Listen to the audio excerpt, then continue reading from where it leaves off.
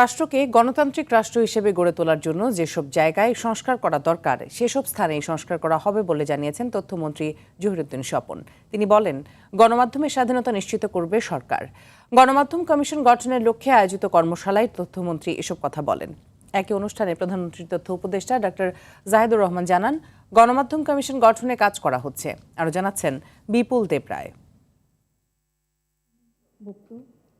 জাতীয় গণমাধ্যম কমিশনের রূপরেখা প্রণয়নের লক্ষ্যে রাজধানীর হোটেল ইন্টারকন্টিনেন্টালে এই কর্মশালার আয়োজন করা হয়। এতে বিভিন্ন গণমাধ্যমের জ্যেষ্ঠ সাংবাদিকরা অংশ নেন। অনুষ্ঠানে স্বাগত বক্তব্য রাখেন তথ্য প্রতিমন্ত্রী ইয়াসির খান চৌধুরী।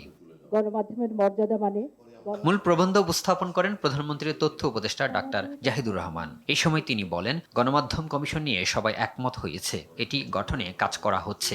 কমিশন নিয়ে ঐক্যমত্য হয়েছে, কিন্তু সেটা কিভাবে হবে, সেটার আওতা কি হবে, সেটা এখনো নির্ধারিত হয়নি। আরো কিভাবে আমরা এটাকে স্বাধীন মুক্ত করতে পারি, জনগণের পক্ষে আনতে পারি, এই নিয়ে অনেকগুলো ছোটখাটো ঐক্যমত্য হয়েছে। গণমাধ্যমে যেসব জায়গায় সংস্কার দরকার তা করা হবে জানিয়ে তথ্যমন্ত্রী বলেন, গণমাধ্যমের স্বাধীনতা নিশ্চিত করবে সরকার। গণতান্ত্রিক রাষ্ট্রে পরিণত করার জন্য, একটা কল্যাণমূলক রাষ্ট্রে পরিণত করার জন্য যে সমস্ত জায়গাতে মেরামত করা দরকার, সকলকে সাথে নিয়ে সেই সব জায়গাতে আমরা মেরামত করব।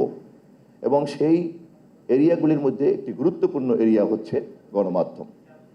এবং সেক্ষেত্রে আমরা বলে রেখেছি যে আমরা গণমাধ্যমের স্বাধীনতাকে নিশ্চিত করব এবং সেই লক্ষ্যে আপনাদের সকলকে সাথে নিয়ে আমরা পথ চলব।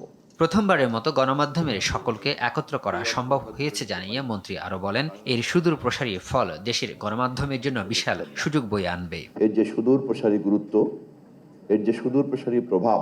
বিপুল দেব রায়, RTV, ঢাকা।